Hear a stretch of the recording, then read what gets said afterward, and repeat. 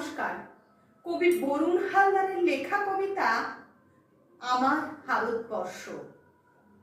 ঐতিহ্য, আত্মবিশ্বাস, সহনশীলতা আর গর্বের এক টুকরো কাপড়ের নাম পতাকা।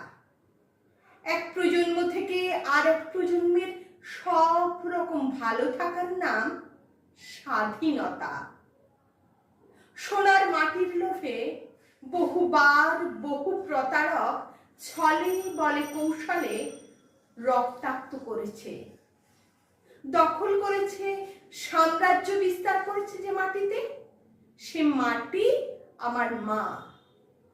বীর সন্তানেরা নতুন ভোরের আশায় স্টেনগানের সামনে সিদ্ধারা শক্ত করে তাজা রক্ত ঢেলে দিয়ে রক্তকালিতে এঁকেছে যে সীমারেখা, সে ভূখণ্ড আমার দেশ। মাতৃভক্তিতে অটল সন্তান কাল কুঠরির অন্ধকার ঘরে উজ্জ্বল ভবিষ্যতের স্বপ্ন দেখে হাসতে হাসতে ফাঁসির দড়ি পরে পরাধীনতার শৃঙ্খল থেকে মুক্ত করেছে যে মাটিকে, সে দেশ আমার ভারতবর্ষ। মানচিত্রের ভেতরের মাটি আমার মাতৃগর্ভ, আমার দেখা প্রথম আলো, আমার ভালোবাসা।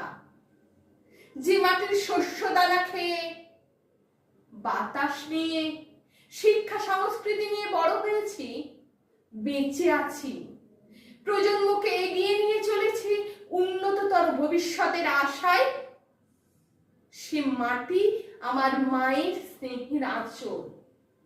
এ মাটি পায়ের তলার মাটি এখন শক্ত, জলে স্থলে আকাশে শক্ত মেরুদণ্ডে, শত্রুর চোখে চোখ রেখে জবাব দিতে জানে। পাহাড়, সমুদ্র, মরুভূমি, সুফলা সবুজ সমতল ভূমি, বিবিধ সংস্কৃতি ও সম্প্রীতির উজ্জ্বলতম আলো। মাঝে মাঝে অবাধ্য সন্তানেরা মায়ের চোখের জল ছড়ায়, তবুও মা ঘৃণায় দূরে ঠেলে দেয় না, স্নেহের আঁচলে দু হাতে বুকে জড়ায়।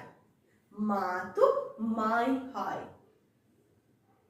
কালের অমোঘ নিয়মে জীবনের যবনিকা আসবে একদিন, শান্তিতে শায়িত হব যে মাটিতে, সে মাটি